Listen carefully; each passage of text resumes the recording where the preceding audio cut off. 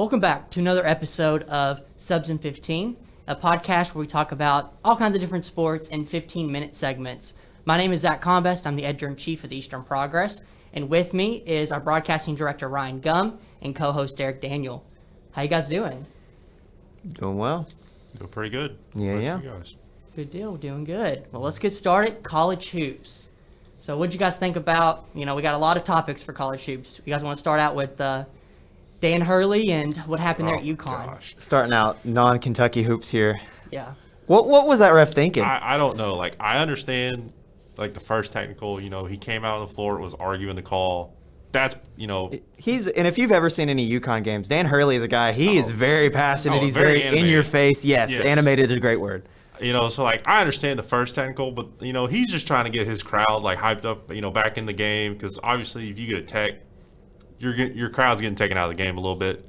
So, him just, like, hyping up the crowd, I think it was just absolutely absurd that he got tossed. Oh, my gosh. Yeah, that was just, what was the first call anyway? I don't know how, I saw the video of it, but it was just so hectic. I know he was hyping up the crowd, he got a second tech, but where was his first tech from? He was on the floor. Like, he was just, certain coaches, like, especially if the more animated they are, the further they come out. Yeah. You're supposed to stay in the box, and especially if you're arguing with the official, a lot of times the official will be like, well, I have more power here, and throw that tech. Mm-hmm. So I think it was just simply that. It was, I can't remember what was happening in the game before that. Do you remember? Because all I remember from that game. I'm pretty sure it was like a 50-50 like block charge call, if I'm not mistaken. I knew it was I knew it was a foul, but I couldn't remember if it was. I think it was a block charge, and he obviously, I think, wanted the block. Yeah. And didn't get it. Yeah. So, yeah, like, I understand him, like, obviously the first tech, whatever, it's fine. But, yeah, the second one just, was a little bit ridiculous in my opinion. Oh, it was awful. Like, you can't even hype up your own home crowd. He's trying to, and that was their biggest home game of the year. I know. Right? Like, number 8 Villanova is coming to town. Exactly. Like, that's your biggest, like, this is your marquee. That's the one you sign on your calendar. Like, here is our biggest game of the year. Right. So. Yeah, especially top 25 matchup too. You hate to see it, especially if it was the first half too. Yeah. It's like I can get maybe like a minute left in the game, close game, get a double tech, but being so early in the game, kind of rough. But UConn did go on to win by the game by 2. Oh, they did. Personal opinion, I just feel like every time a coach gets ejected, right? I just feel like that lights a fire under the team that the coach that got ejected. You know what I'm saying? Mm-hmm. Like, I know, like, specifically Kentucky instance because, like, that's the most college basketball I've watched this year. Oh, yeah. Or, well, I shouldn't say this year, but, in general, anytime Cal's been ejected, that team just goes off. Like, it's like, and not just Cal, but across the country, those teams they just want to play for that coach. They want to redeem that coach in some aspect, especially if it's a coach that they feel like they can run a brick wall through for. You know what I mean? Mm-hmm. So, right. Your coach is out here fighting for you, so now you have to fight for him. Exactly. The fact that he can't be out it's here. Like they play harder because they know that their coach got ejected fighting for them. Right. So, yeah, I'm not shocked that UConn won. Like, in terms of the upset, sure. But, like, after that and after seeing how he got ejected, I'm happy UConn won, if I'm being real. Like, I know that's it's in a very opinionated take. But after that, it's just kind of – it's a great – it's a great finish to that game. I think it's a real, like, karma. Kind of like slap in the face to the refs. Yeah. Like, you eject our coach. Oh, well, it doesn't really matter. Exactly. Yeah, I love it. Yeah. All right, well, let's move to our next one. Morehead State, right up the road. SEMO upset. That was big. Listen, all I'm saying is I called this last week. I don't know if you guys remember, but I did say it was be during the Illinois trip, but I said Morehead was one of those squads that was on upset alert just because they're looking forward. They're third in the OVC, looking forward to being in Evansville to play in the Ohio Valley Conference. Sorry, I can't speak today. And they're playing 2-3 of the bottom dwellers in the OVC. They're not really looking forward to playing on the road those last 3 games in Missouri and in Illinois. Like, all I'm saying, I'm just going to give myself props because if you listened last week, I called this. Hey, absolutely. I'm so far, I think we're 3 for 3 on calls. We need to start keeping track. We do need to start keeping track. But, like, yes, it's like a bad loss to Morehead, but also I don't really think it's going to matter in the grand scheme of things. Like, obviously, they were trying to play for that 2 seed rather than, having the 3. It just depends on how they take it mentally, right? Right. If they're thinking it's just a bump in the road, we're defending OVC chance, we've been here, done that, whatever. But if these are still young like individuals, they're still essentially kids. Mm-hmm. If they take this as, oh man, we lost to SEMO, and that starts kind of dwelling in their head, like, okay, now we need to redeem ourselves, and they start forcing things instead of just playing the game plan that Preston Spradlin has in store for them. I could see them losing more games. Yeah, I definitely think they could, like you said, drop one of these Illinois games. But like on the grand scheme, it's all about the mentality, right? Like, right. They're not dropping from 3rd to 4th. Like, it's not even possible. They're stuck with 3rd at least. Stuck with 3rd. I'm pretty sure now after that loss they are locked in 3rd. I don't think there's a way they can climb up either. I'm not sure what the head-to-head with Belmont is, but I know. I'm pretty sure it's 1-1. I think that they tied the series. So then, like, Belmont's 2 games ahead. So I'm not. Is there 2 or 3 games left in the season? I think for Morehead there's 2. I think for everyone around the country there's 2 actually. So I think there's 2 games. Yeah. This upcoming week is the last week. Obviously, regular week. Belmont would have to drop both, which they very well could because one of those is Murray.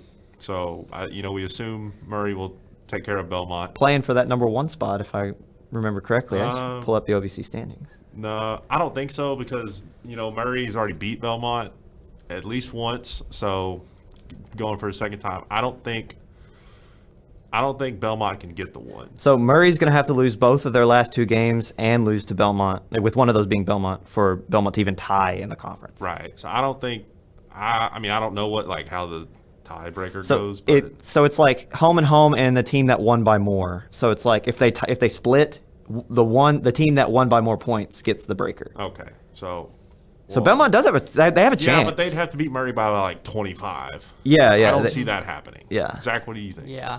I don't see that happening either. I mean, the way Murray's been playing this year, if they don't win the OVC tournament, I'll be shocked. That's just that simple. I don't see Morehead winning it, especially after how they lost to SEMO that bad. I mean, for SEMO, it was a great game for them. They had 15 3-pointers. They went 15 for 30 from downtown, scored 92 points, the most points they've scored since 2019. Yeah. So, that was just a crazy game for them. But that's 3 in a row for Morehead too. Yeah. This is a legit slide. Looking too good, yeah. Yeah, it's not looking great. I will say though, Murray State barely squeaked it out against Tennessee Martin. Who is second to last in the OVC standings. So I definitely think it was one of those games where they were looking ahead to that Belmont game. Mm-hmm. They were like, we really need to win this game against Belmont. Oh, we have Tennessee Martin. Is one of those sleeper games that people call. So But like we've said, great teams win no matter. Even if you're overlooking a team, which I think Murray's a great team. Obviously, they're in the top 25. But yeah, he squeaked it out, but I don't see any problem squeaking out a win. How much could it have also been that the best teams get the best games? Like regardless of where you are in standings, UT Martin was looking up at Murray State and saying, we have nothing to lose. I don't see that as a knock against Murray. Obviously they should have played better. But at the end of the day, they're going to get everyone's best game. It doesn't really matter at this point. They're undefeated. They're in the top 25. They're locked into the number 1 seed essentially. They just got to take care of business. So yeah, I don't really I know we were just I don't want to say bashing Morehead because we weren't. We were just stating facts. I don't want to do that to Murray because they get everyone's best game just because of who they are at this point. Yeah, no, I agree. And coming up next, Morehead goes on the road to Eastern Illinois on Thursday. Mm-hmm. Murray travels to Belmont, or no, they host Belmont, right? Yes. Mm-hmm. Yeah. So they're hosting Belmont.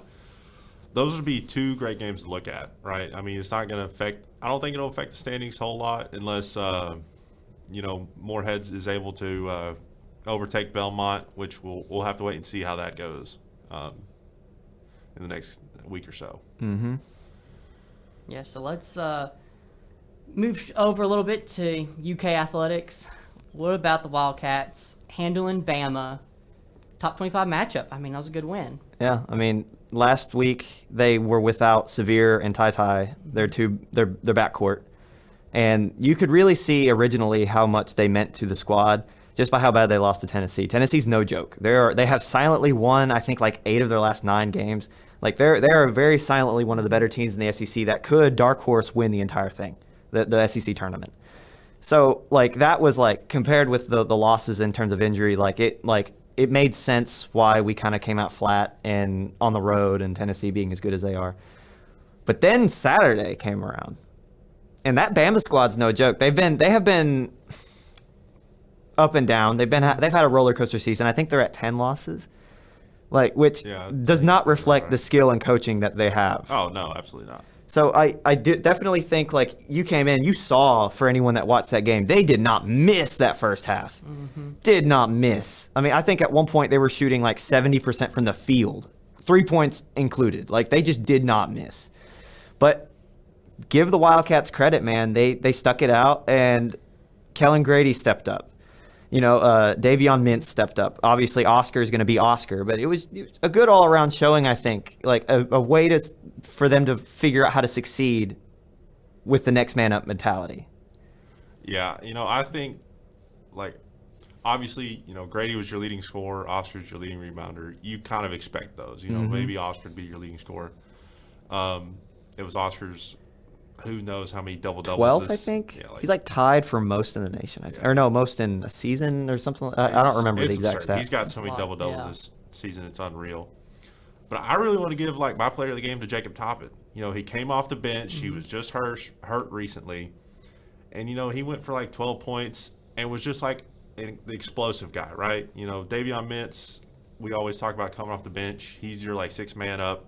He started on Saturday. He did start, especially without your backcourt and you find a way to win against a top 25 team. It's just an impressive win. Mm-hmm. Because even when they were playing Tennessee and they're we don't have Ty, and even though he did end up playing, it's one of those things where it's these two meant so much to your offense and defensive abilities. The fact that you don't have them and you come out, start a little flat, obviously, mm-hmm. but then Kellen just got the ball rolling. And it was all downhill from there. I think as soon as for the love of God, Granddad, keep shooting the ball. You went 7 of 9 from 3. Yep. Yeah. So, the fact that in Tennessee, he took, 1 shot in the first half against Tennessee. Mm-hmm. That can't happen if you want to win. Mm-hmm. So, that's my rant for the day. I agree with you, though. I mean, he had a 25-point career high or season high for Grady. I mean, he needs to continue like you were talking about. If he's that good at shooting threes, that's what he's, throw to Grady on 3-point line all the time. But, that was a good win, especially to protect home court, pick up a top 25 win, get some momentum there, helps them out getting close to the end of the season here. So let's talk about it a little bit. Got LSU coming up, and then Arkansas on the road. What do you guys think about LSU? They're not ranked or anything, but you can't sleep on them. No, they've had a disappointing year, I think, LSU. They started out in the SEC hot, had a good non-conference, and then they just kind of fell. I'm not sure why, though. Because, as far as I know, they weren't dealing with, major injuries or anything. They've just kind of... It's just been one of those years for them. Yeah. You just can't really get it clicking. It's a weird thing, UK's a 7.5-point favorite, which at home, you're 6th in the nation, seems a little low. To a non-conference team, but it's also the SEC. So, anybody can win on any night, especially like you were saying with Murray. Kentucky is getting everyone's best shot. Mm-hmm. So I don't think they'll lose. I know Severe and Ty are still game decisions, but after last game, as long as Granddad's shooting, I think Kentucky will. Your walk confidence out with is high on that one. He's 30-something threes off the school record, right, for a single season, right. So as long and he shoots an absurd high percentage of threes, right. So I just if he's shooting and he's making, I don't see them losing, right, even without Ty or Severe. I know we're low on time, so we're getting low on time, so let's cap it off with my favorite team, U of L. Not doing too well. That's all I'm going to say. We're 12-15. 6-11 in conference play, looking bad. Lost to UNC, so I'm not going to talk about it. I'm not happy about it. So, just give the facts and move on. Yeah, give the facts and move on. So real quick though, let's we got a minute left. WKU, NKU, Both are playing really well right now. What's y'all's thoughts on those two teams? Western has absolutely shocked any expectations that I had for them. They are so to put it into perspective, about a month ago, they were 10-11 and 2-6 in the CUSA. Okay? They now currently sit at 17-11, 9-6 in conference, with a 7-game win streak in their last 3 games of the year against Marshall and hold on, I can pull it up real quick. But the point is, they play 2 of the bottom dwellers of the CUSA, 2 of the worst ranked and with ratings and everything. They could walk into the CUSA tournament on a 10-game win streak and 12-6 in conference. So I'm blown away. I'm so happy for Western. My only thing is their next opponent is Middle Tennessee State, who sits atop CUSA. That's right. So Tough one. that'll be a tough game, especially traveling to the Blue Raiders. So Right. No, it'll be tough. But I mean, If they could pull that off, then they're hot. They're playing their best basketball at the right time. That's what I'm saying. So doesn't matter how you start, it's how you finish, right? Right. So if they walk out, on this 10-game win streak that they're currently, keeping right now with 7, I like, I'm fine picking them to win it all in the CUSA. Ooh, that's tough. There are a lot of good teams in the CUSA this year. Yeah, man, but obviously you have the Mean Green from North Texas on the other side. They were a tournament team last year, and they won a few games in the But tournament. Like we said, Western's hot right now, and that's really all you need. If They you're are. hot, just ride that roller coaster. Yep. All right, and finally, NKU, they're 16-11, 12-6 in conference play. They're doing as well as well. They're doing good as well. So that's our first segment on the Subs of 15.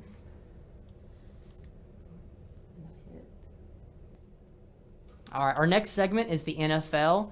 So let's talk about the NFL and XFL. They had agreement. Ryan, you want to elaborate on what happened? Yeah. I mean, there's not a lot of NFL news right now other than the draft, and we're going to save that. I mean, obviously there was the scouting combine incident where essentially the players kind of had a protest to the NFL about having the bubble that they wanted to institute. But, that's what that is, and so we'll move on from that because not that it's not newsworthy, but I feel like everyone's covering it. So we're going to move on to the other thing everyone else is covering, and that, as you had described, the NFL XFL partnership. So in essence, the XFL, when it originally started, as everyone knows, was kind of they started as a rival almost. They wanted to kind of come up and be an opponent to the NFL. And it ended up turning into, as Derek and all of us were discussing before the recording, they turned into almost a developmental league. Guys were guys like PJ Walker, who is now a backup, kind of tweener starter for the Panthers in Carolina. Where a guy like he can star. And as it went on, it was actually very entertaining. They had a lot of interesting rules. So for instance, their after attempts, where depending on where you wanted to be on the field, so say if you went for 2, there were no point after kicks. It was if you started on the 1 and you scored, you got 1 extra point. If you started on the 5 and scored after your touchdown, you got 2 extra points. And if you started at the 15, you got 3.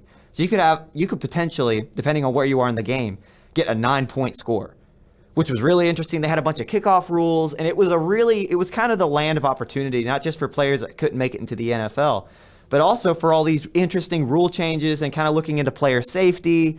And it was just fun to watch. I mean, pre-COVID, it was one of the, it's a spring league, so it didn't really matter what the NFL was doing. The NFL really didn't care. And it just got people hyped for football almost year-round.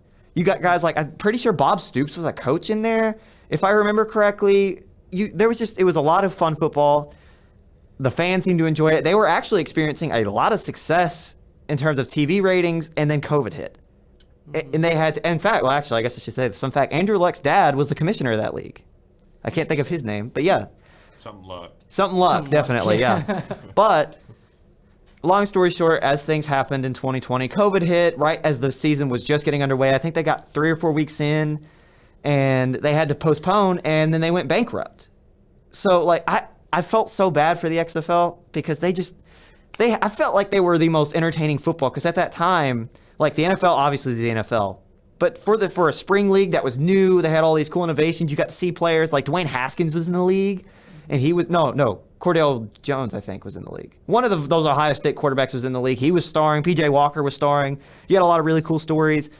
They go bankrupt, and then my boy Dwayne "The Rock" Johnson buys them, resurrects them from the dead. I mean, what else does he have to do? I know. He's essentially you remember that show Ballers?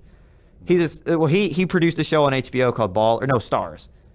He produced a show in the long run called Ballers, and it essentially is this. He's essentially like taking what he wrote for the screen and putting it in real life. So this man bought the XFL, and now this partnership, essentially everything that we've just described what the XFL became in terms of development, in terms of kind of like the second opportunity, in terms of rule change, and in terms of just this experiment, that's exactly what the XFL is now becoming. They agree so say the NFL wants to attempt a rule change with officiating. They will throw that down to the XFL, and if it fails, it fails. Like, it's whatever. But if it works in the XFL, it'll work in the NFL, essentially is kind of what they're saying. So now that I have given you guys the spiel. I really think they need to make The Rock and Snoop Dogg the commissioners. There was a joke that The Rock might suit up and play in the league. I'm for He that. definitely could. I mean, like, I know the guy's getting a little older, but like, ex-pro wrestler. That was actually what the XFL started as in the early 2000s. Was the dude that owned the WWE started it as like an entertainment industry more than a sports industry. So the whole point was like, if you've ever watched, I think there's a documentary like an E60 or 30 for 30 about it, and it's hilarious because these guys, they'd come out, they'd have nicknames on the back of their jerseys, and the whole point of it was like, it's called XFL because it was like extreme. And so there was less player safety, and it was just kind of predicated on like the whole pro wrestling stick that like you could do whatever you want and you could be whoever you want, and like the personality of the player was above all else the most important thing. And then it failed because no one was watching, right? And it comes back again, and it's actually kind of succeeding because of interest, as I've already said. But yeah. But no, like, I'm being dead serious. I think we need to get Snoop in the league. Like, he made like, or at least be the commissioner, because he made that league in California for like his son to like play in. Right. So I mean, obviously he knows how to run a league. But like, I mean, what does that got to lose? Like, that'll just gain more attention because like Snoop is obviously one of the biggest names in like the world. Right. And he was just the halftime show performer. Yeah. So like, obviously football loves him because everybody was talking about how this is the greatest halftime show ever. Yeah. So I mean, if he's your commissioner, that's just greater for ratings, in my opinion. What if he was your main game commentator? Him and Kevin Hart, like, that's what I'm they saying. do with the Olympics. Yeah. Listen, that would be the best thing ever. I'd watch every game. Snoop Dogg is the XFL's Jim Nance. Like that's what I'm hearing. I'd watch every game. Prime time XFL, you got Snoop Dogg. Listen, as long as we can play fantasy XFL, all right, that'll be the best thing. Dynasty XFL Like, leagues. I will just get rid of the NFL. Like, you know what? You were fun for a while. Yeah. This is where I'm at now. Yeah. Well, yeah, some good stuff. I mean, Snoop Dogg, he does the stuff with the Peyton Manning, Eli Manning on Monday Night Football. He was on. They do that kind of collaborative. I mean, he's smart. Snoop Dogg knows his football, so I'm all for that. But XFL returning February of next year, so that'll be fun. But let's move on to some NFL news. Coaching changes. A lot have been going on after the Super Bowl. What have you guys noticed? What's the big headlines? All right, my biggest thing, first off, for the Texans, I love the Lovie Smith hire. All right, because the first thing he came out, he said he wants the Deshaun Watson debacle like finalized immediately. He doesn't care if Deshaun Watson's playing here or he's gone. He just wants it over with. And my other one, Jacksonville has just absolutely cleaned house. All right, they have gotten a new head coach, a new offensive coordinator, a new special teams coordinator, and a new defensive coordinator. So they were like, clearly whatever we did last year did not work, and that's very apparent going 2-15. So I'm really excited to see what Doug Peterson can do with Trevor Lawrence and this team now. I truly believe both of those hires, because I knew you were going to talk about Houston, and I was going to bring up Jacksonville, and you already did. But like they're the exact same hire essentially. They're safe. Both of these franchises are kind of in a position where they have no culture. Like their culture is losing essentially. Like especially like Tennessee, the Texans weren't really in that position. They were kind of fighting for a playoff spot. Like 3 years ago, they had their star quarterback, but he gets in trouble and he didn't want to play there anymore, and they can't make a deal. And now they're kind of back in the same position that Jacksonville is. So both of these guys, like Lovie Smith, he's been around. He's one of the legends, the vets, been everywhere, done that. He's a guy that you can bring in. He's a defensive mind, so he's build that kind of bend but don't break mentality. And then Doug Peterson, Super Bowl winning head coach. I don't know how much I liked it just because of how he fell out in Philadelphia. Not to say he's a bad coach, because obviously this man took a team with Nick Foles and won the Super Bowl against Tom Brady's juggernaut. But his whole reason for being fired is because he couldn't get over that Super Bowl high. It kind of turned into a culture thing to begin with, like his outing in Philadelphia. Now, obviously, there were some front office issues, and they didn't really bring in players to help him and run a system. That is near or there, in my opinion. I feel like the beginning of his outing in Philly was he built a toxic culture after success. So I get why you hire Doug Peterson. You bring him in because you have literally no culture at all, and he's a guy that, in 3 to 5 years you probably move on from, because he's built a successful, like, we're going to play our best game even though we don't have the best talent type of culture, unless he's proven like a Zach Taylor he can be successful. But I don't know, like the Lovie Smith, I understand it's perfectly, like, in my mind it's like, okay, that makes sense. You bring in this vet that might be around in 6 or 7 years that can turn you into a, like I said, bend but don't break, win games you probably shouldn't until you get some talent, and then depending on how successful he is as his own coach, whatever. But Doug Peterson, I have a lot of questions in Jacksonville. Obviously, like, Doug Peterson's supposed to be this offensive guy, quarterback himself.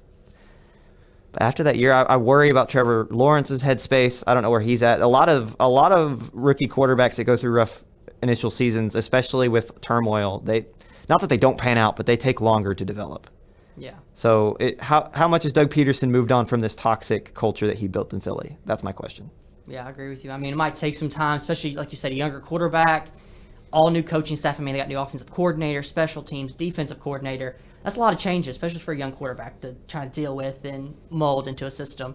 I think it'll take at least 2 or 3 years for them to actually get a strong footing and figure out the direction of that program, but we'll see how that goes. But there's been a lot of new hires. Any other hires you guys can notice that was kind of sticking out to you? Another one for me is the Raiders. Like, they had a successful year, obviously made the playoffs, lost in the first round, unfortunately, to the Bengals. I know, Ryan's cheering a little bit about that one. But they essentially just went to the Patriots and it was like, we're just going to take your staff, right? Josh McDaniels, OC for the Patriots, now the head coach of the Raiders. The former general manager, Dave Ziegler, is now the Raiders GM. Mick Lombardi was the wide receiver coach with the Patriots, is now the offensive coordinator. Like, I mean, I guess they were like, you know what, New England, you're doing things right. We'll just take what you have. Even if it's like bottom of the barrel, we don't really, like former GM.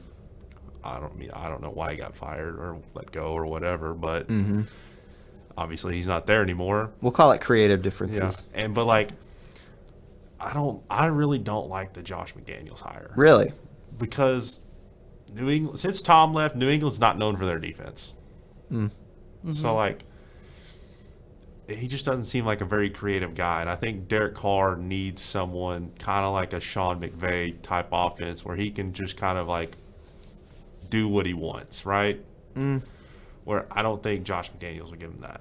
I feel like it's kind of subjective to the Derek Carr talent level. Like, it depends on who you ask, right? Like, there is no like, oh, he's just kind of like a 13 best quarterback in the league. He's either in the 20s or he's in the top 10 for people. Like, people really, I feel like no one really has a good grasp on how good he is. I know I've read a lot of people that were close with him in Las Vegas say he's one of the better players in the league. And I genuinely feel like he is one of the better quarterbacks. Like, I don't think he's done anything other than bring that Raiders franchise out of a lot of losses, if that makes sense. So I'm kind of just meh about the Josh McDaniels hire. Like, I know he was kind of this big free agent, if you will, for head coaching. Like, a lot of people wanted him for a long time. He wouldn't leave New England unless he found the right hire. I know right after he was hired, Josh Jacobs tweeted something about how he like kind of showing his disapproval, but then immediately deleted it. I think it just depends on, we talk about culture. That's the biggest thing in pro sports, in any league, right? What kind of culture can Josh McDaniels lay down? Because if this is Denver Josh McDaniels, then this is going to crash and burn before it even takes off. But he's been in New England for a long time, and there were a lot of successful years. He's there for a decade, won a couple Super Bowls.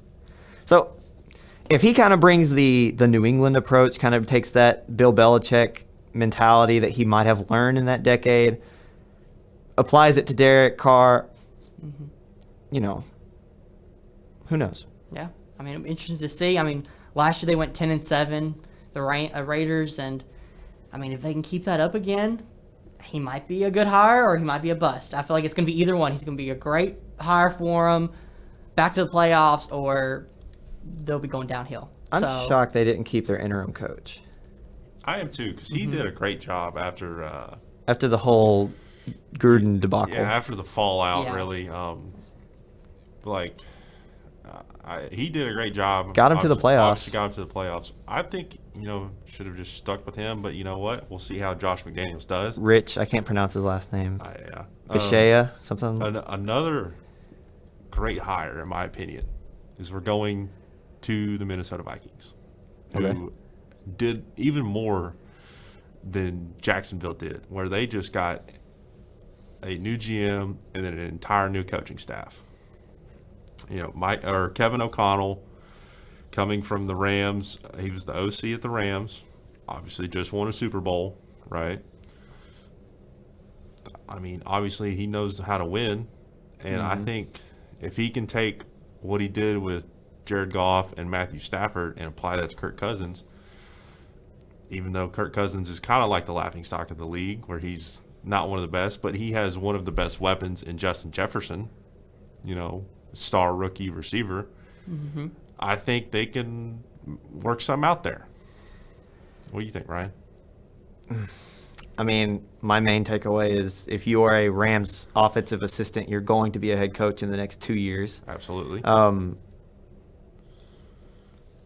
mean, this is another one of those, I feel like this was a fad hire.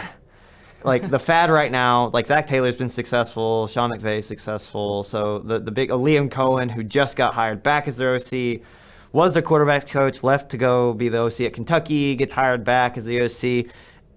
I feel like it's more of everyone's a copycat. And right now it's the league's looking at this Sean McVay coaching tree, and it's very, very prominent. It is very successful. So they're looking at that and they're saying that is the guy because he is the Rams offensive coordinator, and the Rams offensive coordinator must be successful. So like I said, I don't know enough about Kevin O'Connell other than the fact that he was the Rams OC. I know Sean McVay has most of the offensive play calling. So if I'm the Vikings, I'm a little bit skeptical. Okay, I know you have a lot of say and I know you have a lot of influence, but also that's Sean McVay's offense. That is not your offense. So how much do you really do? I know he does a lot. I'm not trying to disrespect him, but I'm just trying to kind of bring out the thought that kind of hits my head the second that I see this hire. It's what do you really what can you provide other than just by copy pasting Sean McVay's offense, which Zach Taylor might have done, and obviously that's working. But other than that, Wes Phillips, the son of Wade Phillips, who was the great coordinator in Denver for all those years, is now their offensive coordinator. So that I think was a great hire, just because that Phillips family is so prominent in the football realm. But yeah, that's kind of my thought. I felt like I don't want to say safe because obviously this guy's not done anything. So other than be the OC, he's very successful, made a lot more money. Not trying to throw shade, so don't hate me, but he's not done anything other than be underneath the guy that calls the plays. So I feel like I said, it's a fad hire. Yeah. All right, and that's that segment of the NFL. So our next segment on the Subs in 15 podcast is the MLB. Ryan, I'll toss it to you first. I'm gonna talk about. I'm gonna break it to you. Huh? I'm gonna break it to you and the audience at home. The reason he's tossing it to me is because I know nothing about baseball. It just I don't follow it. So I mean I roughly do. I won't say no, but I heard. Okay, and I'm getting looks from both of them. The owners have said that minor leaguers shouldn't be paid the same as the major leaguers. Now, I know that that's a problem, but I don't know why. I'm okay, that's obviously it's dumb, right? Minors should be paid as much as major because major come from minor and whatnot. But I need you guys to tell me, fill me with information. I'm kind of where you are. You're in minor league because, I mean, I don't, obviously you're either young and you're just coming out of college or just coming out of high school, whatever it is, or you're not good enough to be in the majors, right? So, like, you shouldn't get a $50 million contract, but you should be paid enough to live since this is your livelihood, right? Right. Yep. So, like, I mean, I know, like, most minor leaguers, especially if you're in, like, single A, get paid, like, $12,000 a year from the team or something, like, absurdly low, you know, to the point where they have to have, like, another part-time job, which doesn't seem right. But also, like I don't. These teams are drowning in money. Not necessarily like, you know, like some teams obviously won't have as much as other. Like the Yankees will always have a lot. Los Angeles will always have a lot. Big versus small markets. Right.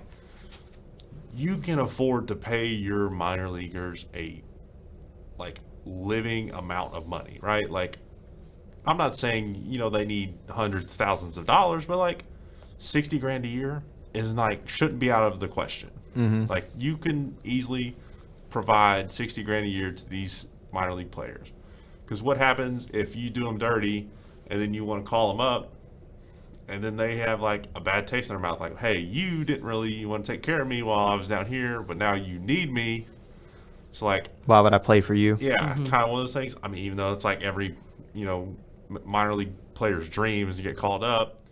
Is the entire point of the whole thing with like owners being so stingy about paying minor leaguers is it's all just like them being greedy at this point, Oh, right? absolutely. Like, Yeah. like what I just want to know, like what precedent, like where does this come from? Like, 'cause it just makes in my mind, in today's day and age, it just I don't understand the concept of not paying your players. Like, I feel like that was a concept that was abolished. It felt like in like the 70s, like in every other league. So why is this a problem for the MLB? I think it's just like they focus too much on their, you know, big leaguers and not enough on the minor leaguers, because the minor league players individually, you'll make $26,000 a year if you're in minor league baseball. That's not enough to live on. $26,000 for a year, and granted, they only work between like April and October, but still, That's I mean, still you've a got good amount of the off-season year. training, all that other stuff. That's not enough. It's crazy. They have to pay them more. So, like, how, if you are in the MLB, can you negotiate, like, your contract like you do in the majors? Or are you just, like, is it kind of like a rookie deal to where it's like, this is what you're getting paid? Like, I know in the NBA, when you get drafted, especially if you're not in the top 10, it's kind of like you're drafted at this level. Here's the money that you're getting paid for this rookie deal that will last between 4 and 5 years. Yeah, I don't know if Derek, you know more on that than I do, probably. I imagine, especially if you're like a young rookie, right? Like, You don't really have much say. you don't have a lot of say, but I think if you're like an older guy that's been in there for a while, you probably have a little more say in like what you make. Right. But I'm pretty sure, well, like I know for the MLB, a rookie contract for like a major leaguer is $500,000, or I think it's $500,000. Okay, so this is a rookie, like, they get drafted and they're immediately in the majors. Immediately into the majors, $500,000. Okay.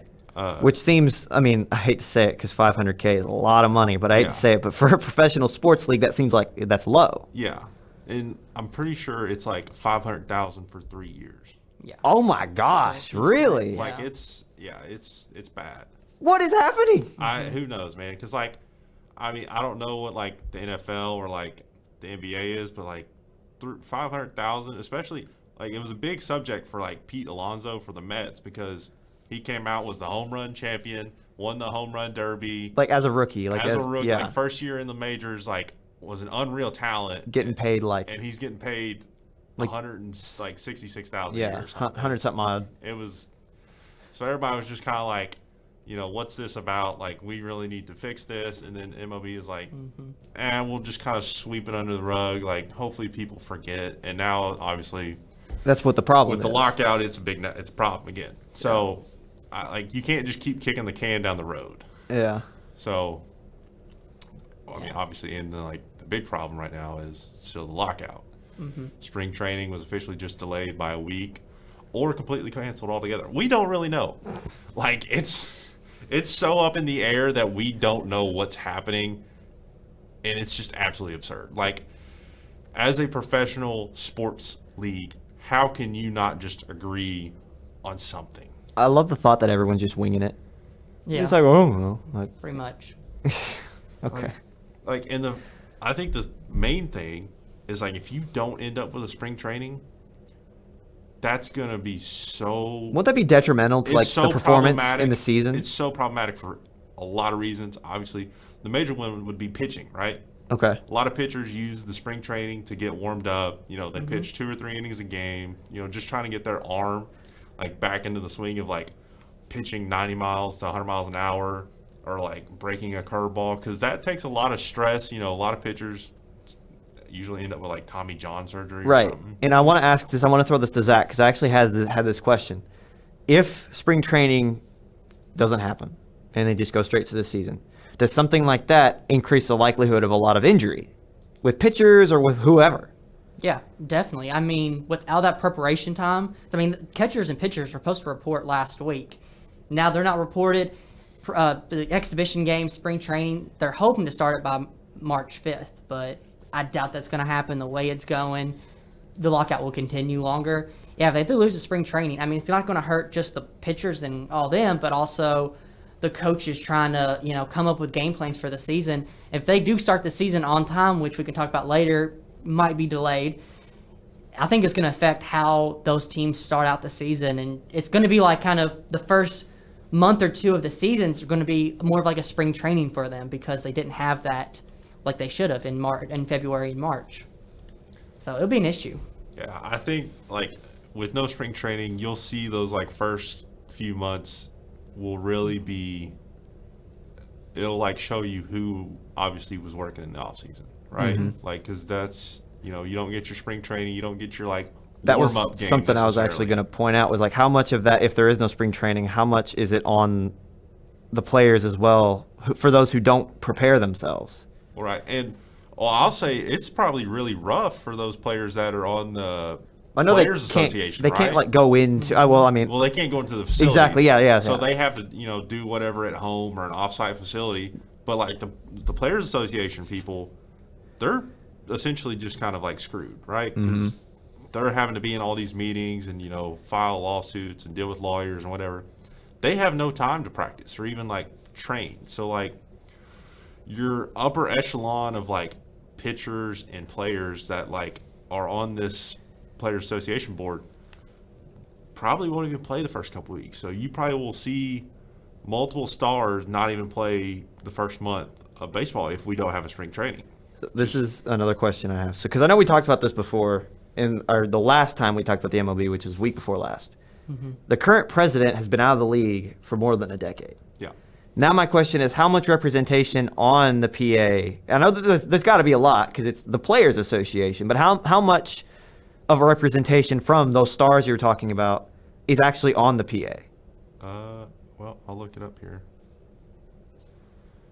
Because if the president hasn't been around in a decade, it makes me question how like the percentage of people that actually are still currently in the league that are of that upper echelon star material. Let's see here. It says 8 players serve on the executive subcommittee and are elected by their peers. This includes 2 associate representatives, 2 associate alternatives, 2 pension reps, and 2 pension alternatives. So the people I saw on here, during one of their meetings they had, like with leadership in the union, it was Matt Scherzer, a couple people for the Mets, looks like, Brewers, some players there, Sonny Gray from Cincinnati Reds. Those are some big names. Paul Goldschmidt of the Cardinals, Jason Castro of the Houston Astros. So there's some few big names there. Right. I know Scherzer. A little bit from all over. And then MLB. Gray. Yeah. Scherzer alone. That's a big star. I don't know baseball, but I know he's a star. He just signed one of the largest, if not the largest, contract in like baseball history. Like even larger than Mike Trout. Like where did he go? He's in with the Mets now. Okay. So, but like I saw him alone is making more, and this is going back to like paying your players. He alone makes more a year than the entire Orioles 25-man roster. Which, That's like, crazy.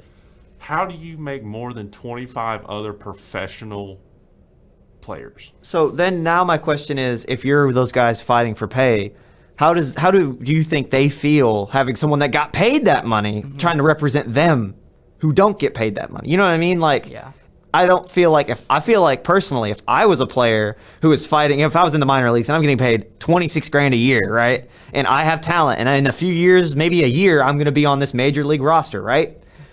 I don't know how I'd feel if someone like Max Scherzer, who gets paid more than a whole franchise, is representing me.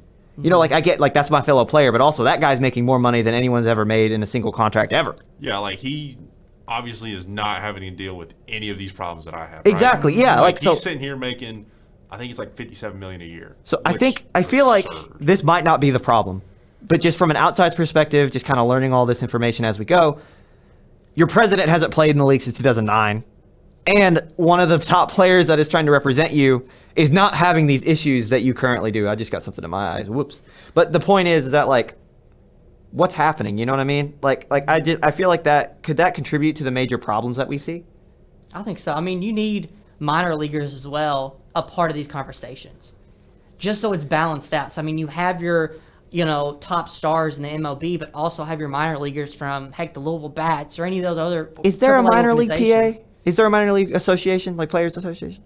I'm not sure if they are. They're not doing much because Okay, I'm we starting never hear to about the minor league associations or anything. I'm seeing the problems, I think. Yeah, and also another problem is their meetings they've been having. Their last meeting was last week between the MLB players and the union, and it lasted 15 minutes. You can't get nothing done in 15 minutes. And did it come back in like disagreements, or did it? What happened? So it came back. The union modified the proposal for a bonus pool, and from 110 million to 115 million. Okay. In exchange to limited the number of players who would be eligible for 2 years in the big league service time. A couple other odds and ends. Not a whole lot. I mean, they bumped it up 5 million. But besides that, I'm like, what does that do? Yeah, what does that do for the players though? Like from the union's offer or their tweaking of this, what does that do? I think it's just more money for the players themselves. Okay. They bumped it up 5 million, but in the professional sports, that is nothing though. I know in professional sports, that's not. And then of course the players were like, no, that's not good enough. Yeah. Not up to what we want. So right. I'm like, but that's the kind of things that are going on. It's like they can't sit down and talk for longer than 15 minutes. And I don't want to harp on this, but I think it's funny that one of the guys that's like heading this argument is a guy that's getting paid more than that. So Yep. Yeah, that's a problem in my mind. It's a real problem. Like, I think you need to like go get some of these older guys that have been in the league that you need someone in the middle, like that's getting paid a decent amount, like obviously like a livable wage of $15 million, but like you need somebody that is like in the middle that's not getting paid like the Max Scherzer money, but has also like lived the life of the minor league getting paid $26,000. Yeah, like it's. I don't know if that exists. Obviously, it has to, right? I'm trying to think of like an option as who that would be. Probably like I think Paul Goldschmidt is a really good one. He's with Cardinals now, yeah. Played with Arizona Razorbacks forever, but like he's not making an absurd amount. Right. He's an older guy in the league. I think knows the ins and outs. He's getting like 1 year to 1 year deals right now just because they don't know when he's going to retire. Or like an Adam Wainwright also from the Cardinals. Guys like that who've been around for a long time, not making almost $60 million a year. Mm-hmm. I think they can have like good input. It's like, hey, this is how the lifestyle we live. These are the accommodations we need. Right. Because I mean, most minor leaguers, I feel like whenever they travel, they're probably staying in like a motel, right? Yeah. Probably not the best. And they're probably paying for their own travel too. Probably paying for their own travel, or they get like a team bus. I'm not seeing them getting like a private jet for the team. No. Unless you're like for the Montgomery Biscuits or or something random like. You're not unless you're like from like the Yankees or the Mets or like the Dodgers. One of these like big city teams who's just got endless amounts of money. You're probably not getting like a plane or anything, right? Right. Especially if you're like a single A like team, right? Right. You're the lowest of the low. Probably not making that much. You're probably in like the 26 range. So, I mean, man, just like. It'll be interesting to see Stop. how it goes. Like, if you're the owners, how about you stop breaking in hundreds of millions of dollars a year and maybe give like probably an ad revenue alone. Like give like 10 to 15, maybe even 20 million back to like these younger guys that are trying to make it. Because eventually you might need them. Yeah. Like, that's not out of the realm of possibilities. All right, and that's our segment for the MLB.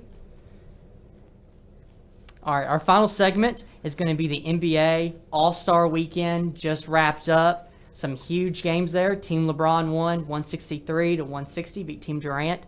Derek, what was your thoughts on that game? Yeah, I mean, Steph won MVP, got the Kobe Award, which I think was a really classy move by the NBA to give Kobe something, to remember him by. But we have to talk about Steph's performance. Had 50 points, 16 threes. He had more threes than the 9 other starters combined. Absolutely absurd. Ryan, what do you think? I mean, I was watching the game, and it got to a point to where he would take some shots. Like, he was shooting from, like, legit the logo. Like, he was just having fun being the guy that, is the all-time leading three-point scorer. And there were shots where I would go, there's no way. Like, audibly, like, I'm in my room by myself watching this, and I'd be like, that's not going in. And it's just nothing but net. It's just water. And it's insane how he's able to do this. And it's just it's the power of just having fun and just relaxing, because I know – a while there during the season, he struggled, especially with kind of the whole breaking the record and just mentally. But it's fun to watch Steph go off, and obviously, as you said, more than deserving of the award.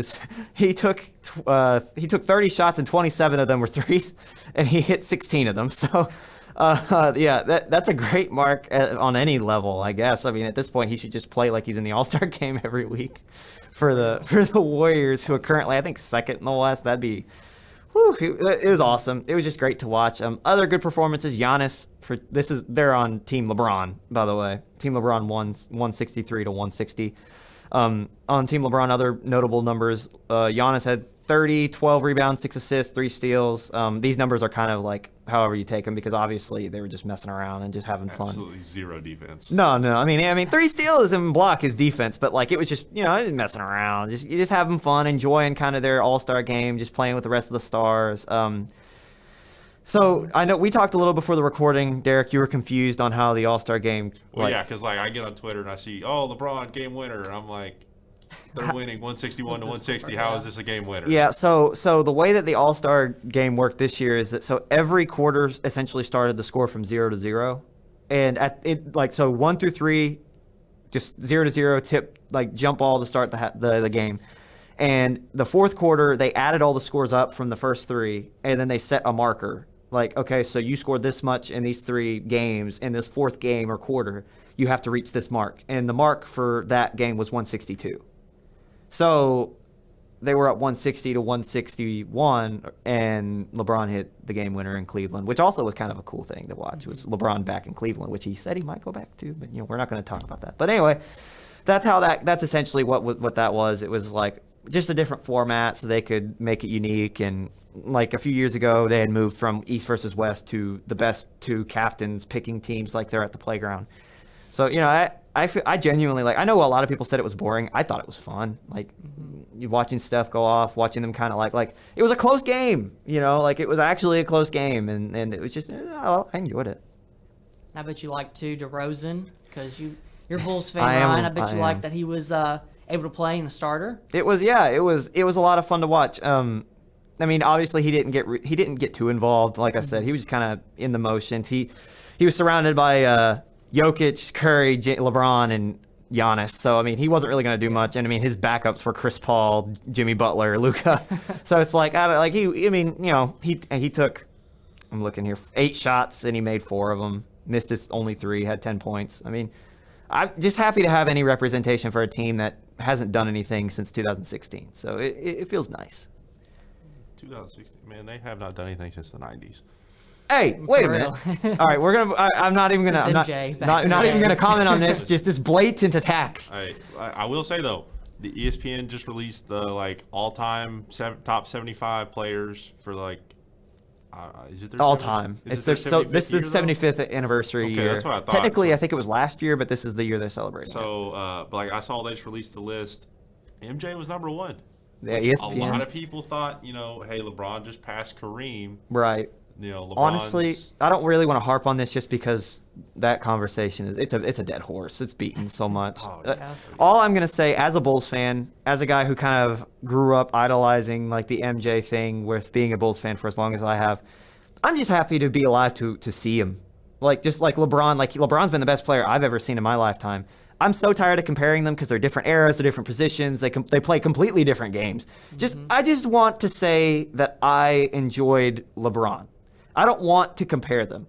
You know what I mean? I could care less at this point. There was a time where I would completely argue, But at this point, like, he's been the best I've ever seen in my lifetime. You know, like I can't think you can't argue with MJ's greatness, but you can't argue with a lot of guys' greatness, you know? So, like, that's kind of my opinion on it, and I really don't want to harp on it because it's such a, as I said, it's a dead horse, man.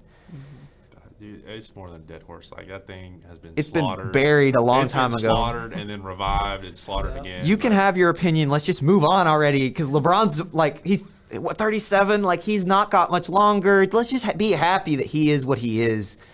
All right, but I'm going to move on to the next topic because the MVP race is picking up.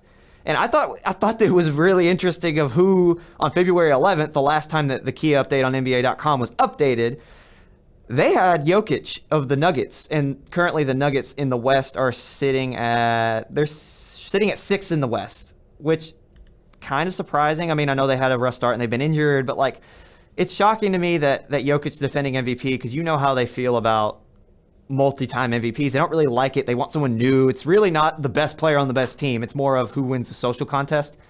But I mean, I'm happy for Jokic to be back up there, followed by Joel Embiid, who, as I said last week, I feel like he is my MVP as of right now. After Joel at 2 is Giannis at 3 for the Bucks, who currently sit 5th in the East. After that, we got Chris Paul, who just went out with a thumb injury, which we'll talk about in a little bit if we get to it. Then at 5, we have Steph Curry.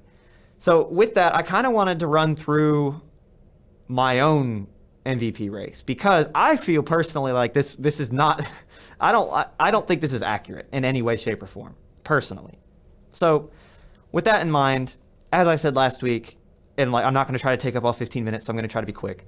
As I said last week, Joel Embiid is my number one. I mean, what he's been able to do with the least amount of, I don't want to say the least amount of talent because he did have a lot of good, like, starting material, but they were all role players. Ben Simmons wasn't playing.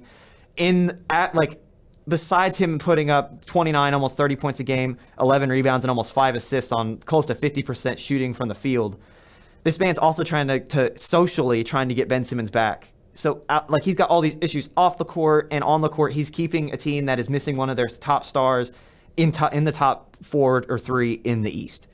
You know, keeping them in that championship material for when they make the move, like the James Harden move, they could still be where they are. So for me, it's Joe Embiid. After that, I actually have DeMar DeRozan. And I know we just talked about it, and I'm a Bulls fan, but hear me out. Hear me out, okay? Because I knew it. See, both of you are looking at me with like this negative connotation in your eyes. Just hear me out. This man's averaging 28 points per game, 5 total rebounds and 5 assists on almost 52%, 51%, almost 52% field goal percentage, right?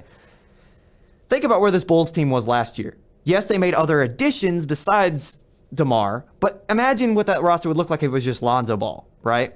It wouldn't be nearly what it is. Lonzo Ball's been hurt for the last close to a month. He's still got a few weeks before he comes back. Zach LaVine's been out. This man in the last 8 games has averaged over 30 points a game with a lot of 40-point performances.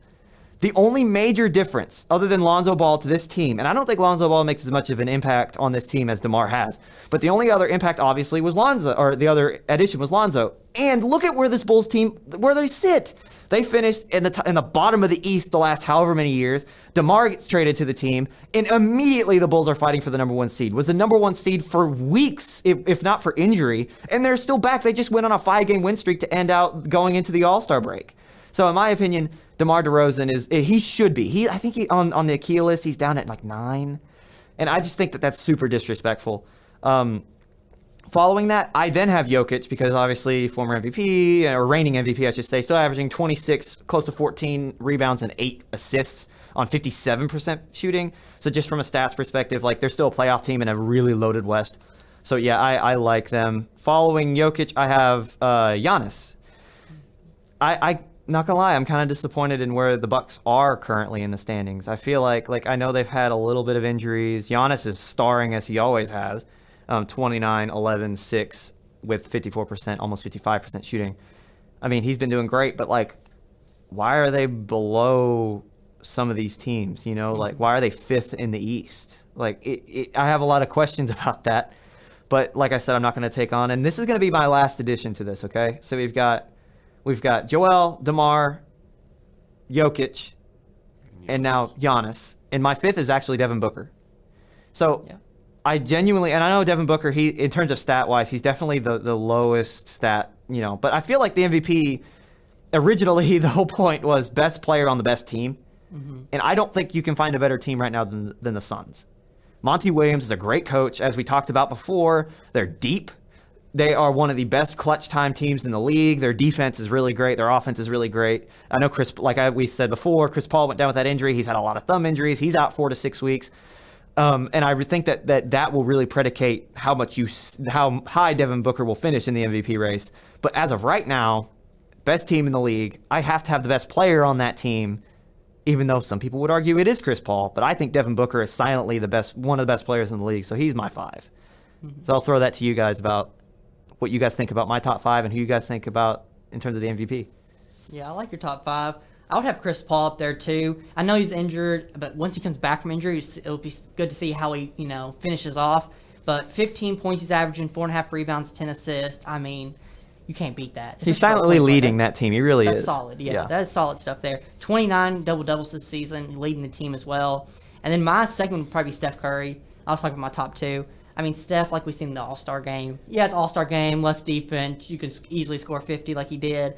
But, in games, 25 points he's averaging, 5 rebounds a game, 6.5 assists. He's the man for that team, know? So, like you said, he can shoot from the logo wherever he wants to. Mm-hmm. It's just finishing strong there. I mean, the Warriors have been up and down this season. His last ranking was 5th as well for the MVP race. It'll be good to see, how he finishes off, but I think he would be up there in the top 2 at the end of the season. What do you think, Derek? I'm coming out of left field here. I'm going to be honest. Iguodala. Well, not that. We're not going that far, all right? But I think my top 2, my 1, I would say is Luka. Interesting. He's silently, he's got 27.5 points a game, 9 assists a game, 9 rebounds a game. Mm-hmm. And, I mean, since they just traded Porzingis, he's all the Mavericks got, right? As, like, a star. They're sitting 5th. They're above Jokic and the Nuggets. And then second, I got to give it to Ja.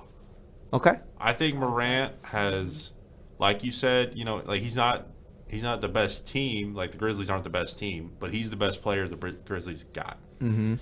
And it's kind of like where you are with DeMar.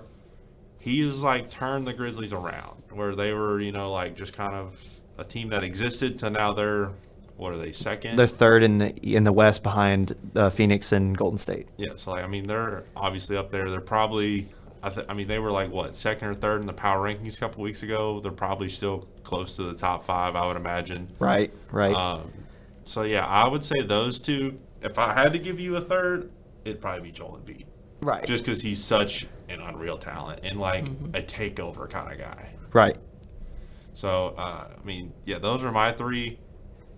But I really, other than Giannis, I know he's new to the league, but, none of these young guys have won, right? It's always, LeBron, Jokic, these older big guys that have been in the league. It always seems like it's a big guy, too. When's the last time a guard won?